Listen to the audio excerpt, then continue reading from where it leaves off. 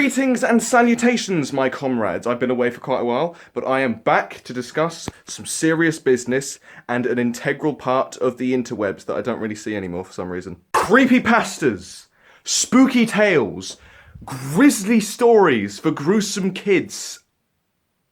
Okay, I think I mixed up the first two there. But I mean, you get what I mean. Creepypastas are basically like scary stories about all these like crazy, psychotic, malicious entities that basically torture people for like no reason at all, pretty much, basically like the most basic stuff.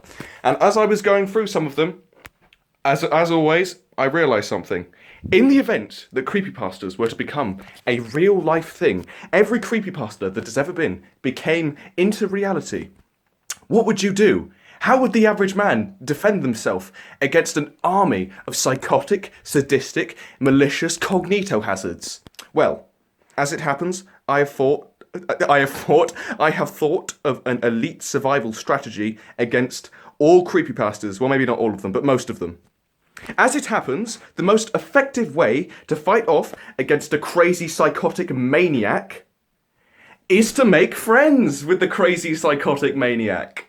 I've been reading all of these creepypastas, and I was thinking to myself, why doesn't the protagonist like try talking with this digital demon or something? Why not try and reconcile their differences, talk about the weather, have a pint together, you know? And that's exactly what I'm going to be doing in this video. I'm going to be doing a rundown on how to be friends with many different creepypasta characters. Not all of them, obviously, because there's like 100 different creepypasta characters, so I'm only going to be going over the popular ones. Now, of course, this is all based on fact and the original source material. This isn't based on the fan fiction or fan interpretation of the characters. This is strictly the source material. I had to read like most of it to research this video, and as someone who gets scared easily, can't say it was a very pleasant experience. But you know, it's worth it. It's all for the sake of friendship. And so the first creepy man that we are going to be covering on how to make friends with is one of the popular ones from like 2010 or 2012, Eyeless Jack. Now, when I was going through my emo phase in school, Eyeless Jack was one of the first creepypasta characters that I found out about, and I was all like, oh my god, he's just like me. The darkness, it haunts him. Oh, he's just like me. But as I was actually reading the original source material for Eyeless Jack, because like most of the fan interpretations of the character is like he's this kind of edgy teenager, but in like the actual like source material, he's kind of like this weird like cave-dwelling cryptid that like creeps into people's houses like an animal and like takes their kidneys for some reason. He's all like,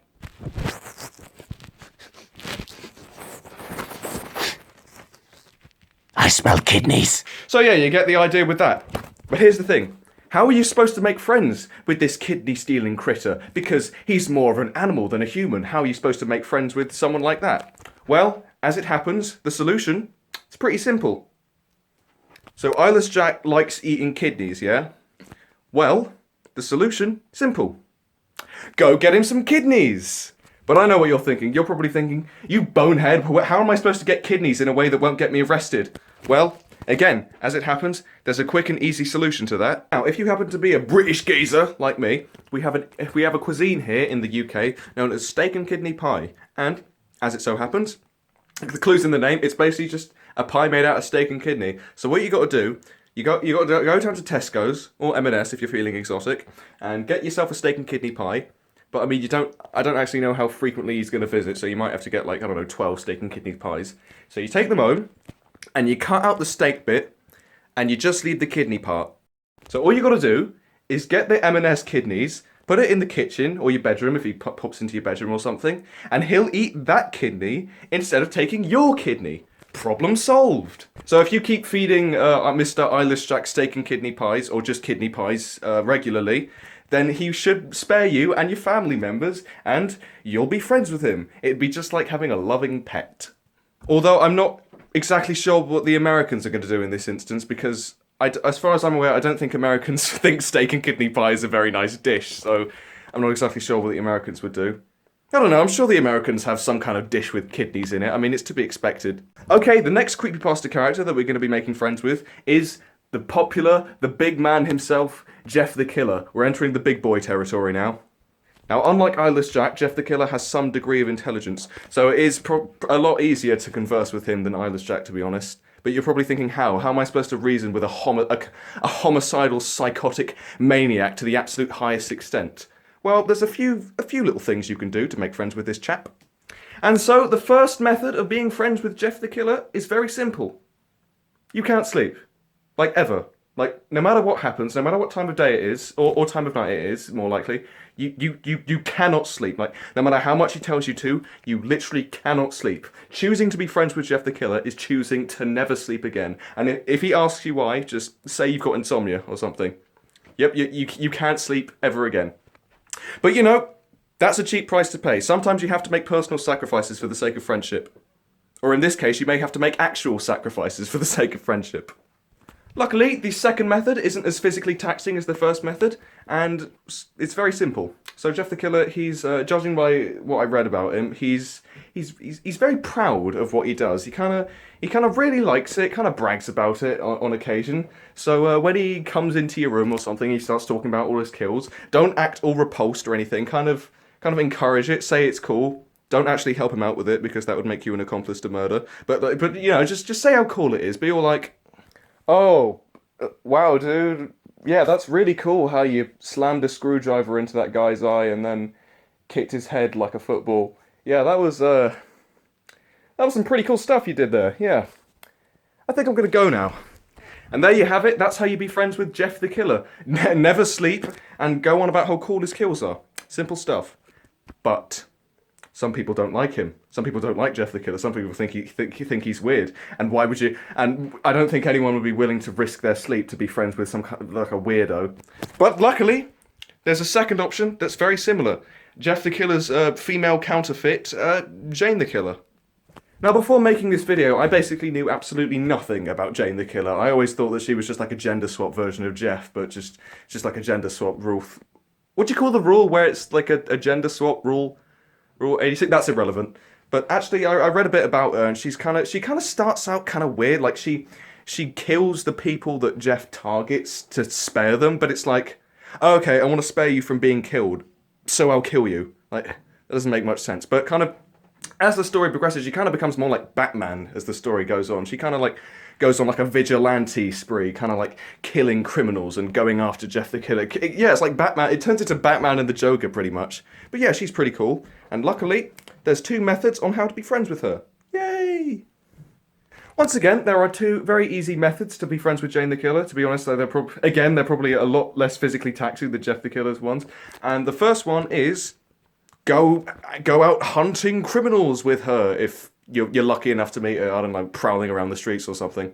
So her whole gimmick is like wanting to rid the world of evildoers and Mr. Jeff for some reason. I don't... Actually, what's the connection between the two of them? I don't know, I'll look it up later. So yeah, she wants to get rid of all criminals, so maybe like go up to her and say, hey, I'm a vigilante as well. Mind if I join you hunting these criminals and also Jeff? Don't make this motion, this would probably put her off. Now, this method is a little bit risky because I suppose you would have to have some level of crime-fighting experience. Like, you gotta be like highly trained self-defense professional to fight against all the criminals. And if you're just like a normal bloke like me, you'll probably get like killed on day 1. But again, yeah, sometimes you have to make sacrifices for friendship. Now, the second method is the most important method out of all of them. If you want to be friends with Jane the Killer, you've got to be a nice person, because as seen in the stories, she definitely doesn't tolerate bad people very well. So don't go up to her and be like, oh, hey, how you doing, mama? Are you single? What's going on? Don't say anything like that, because you are probably going to get your head sawn off. So, you know, you've got to be a nice person. You've got to treat her nicely, you know, be like, oh, how you doing? How you doing? Are you doing okay? Yeah, just do stuff like that. As long as you're a nice person and you go out on the criminal hunting expeditions or whatever the hell they're called, yeah, you'll be fine. But unfortunately, the thing about Jeff and Jane is if you choose to be friends with one, you're gonna get targeted by the other. So you've got to choose wisely. To be honest, most people are just gonna go to be friends with Jane the Killer, aren't they? It's a bit of a no-brainer when you actually compare the two, isn't it? Because it's like, would you rather lose all of your sleep and be friends with a weirdo, or be friends with like a really cool girl? I probably shouldn't have compared them, shouldn't I? I've made the option too easy. Moving on to our next elite creep is another one of the classics, and one of the more unnerving ones, and the bane of my childhood, Ben Drowned. Now, here's a quick anecdote for you. As I was going out of my emo phase and kind of drifting off from creepypastas and getting more into superheroes, best decision of my life, Someone told me about Ben Drowned and was like, "Yo, if you go on a Cleverbot and say these sentences, you'll actually talk to Ben Drowned, the real one." And I was like, "I'm not scared of anything. I'll do that easy." And I did it, and the AI actually acted like the character, and it scared the undying shit out of me. And I have never touched the website ever since. I mean, if Ben Drowned were real, I mean, I'd probably be on like good terms with him, judging by the conversation we had. I wouldn't go as far as saying we're friends, but I would be on good terms with him. And, you know, that's better than nothing. That's better than being his enemy, that's for damn sure. If I'm being honest, this is the closest you can get to actually being friends with the real character, because that whole Cleverbot thing, you can still do that. I've seen like a couple of other people do it and still have their kind of spooky experiences. So this is really, you can actually be friends with like an AI duplicate of the character, that's fabby-dabby-doo, isn't it? So here's how you're going about being friends with Mr. Benny Boy. Now it's very simple. All you got to do is just talk about video games with him, because he likes a nice bit of Zelda. I mean, who doesn't like a nice bit of Zelda? And he likes all other video games as well. So yeah, just have like normal video game conversations with him, because basically he's just a game lover at heart. He don't mean no harm. He's okay. If he says anything like, "Look behind you, I've crept in," he's just playing games. But like I said, he is like basically just interested in games and all that. I mean, and all the scary stuff he does, I mean, he does it out of revenge. I don't really know why he does it. But, you know, if you just talk about games and try and be normal, it's all right. However, do not mention the past. Do not mention how he died. That is a very sensitive subject. And if you go into depth about that, it will not end well for you. Well, I mean, I mean, you'll probably get away with it scot-free because he's not real. But, I mean, always best to be on the safe side. So yeah, don't talk about how he died. That's a very sensitive subject, and it'll probably get him pissed off. I mean, I'd be pretty pissed off if someone drowned me, to be honest. And moving on to our next elite Creepy McGee. This is a guy that I literally knew nothing about. I didn't even know he was one of the popular creepypastas, but that is Tissy Ticky. I have no idea how you say it. Ticky Toby. For the sake of this, let's just call him Ticky Toby. I think Ticky Toby is like the most normal creepypasta I've ever read, because, yeah, he goes through some scary, scary antics, but it's like, he's basically just like a normal kid. If you put aside the fact that he murders people frequently, he's basically just an alright bloke, pretty much. Now, unfortunately, trying to be friends with Ticky Toby, if he were to be conjured into reality, it would be quite difficult, because he canonically is bipolar, apparently, so his emotions like change on a whim. He can go from sad to angry to exuberant to, I don't know, all kinds of wide range of emotions. So it's borderline impossible to talk to him in real life. But I have a solution to that as well. So what you got to do is you go up to Mr. Tissy Ticky Toby, whatever the bluggering hell his name is, and you ask him for some online credentials. Yeah, that's it. You got to maintain an online relationship with this guy, because talking to him physically, as I said, it's extraordinarily difficult. So the best thing to do is to get him to make some kind of online social talking account, like Discord or MySpace or Bevo or all the other ones, and basically, yeah, maintain a long distance relationship with Ticky Toby, because that way you won't have to put up with his violent mood swings, and he probably won't murder you. Although having to go through the process of making a Discord account with him, you probably are going to have to interact physically in that regard. So it's probably best to take a weapon just in case he tries to kill you. But you know, it'll probably be all right. You'll probably make friends with him anyway. And here we have the final creepster peepster that you can be friends with. We have the godfather of creepypastas himself, Slenderman. Now, as I was doing the research for this video, I found that Slenderman was probably the most difficult one to be friends with, because, like, in all of the stories, like, no one really knows, like, what his behavior is or what he does. In, like, some instances he kills, in some instances he, like, takes people to another realm. It's like, so it's basically that he doesn't have any, like, clear personality traits that I can work off of. But luckily, as it so happens, I have yet again thought of another method of making friends with him. Since it is also unclear what he does, it is also unclear what his true intentions are. Like, does he actually mean to harm people? Or maybe he just wants a big hug like everyone else. So, the best way to try and make friends with Slenderman, if you were to encounter him in real life, is to go up to him and try and have a talk with him, you know. Figure out what he wants, see if he wants a pint of lager with you and the boys, you know, just try and have a nice conversation with him.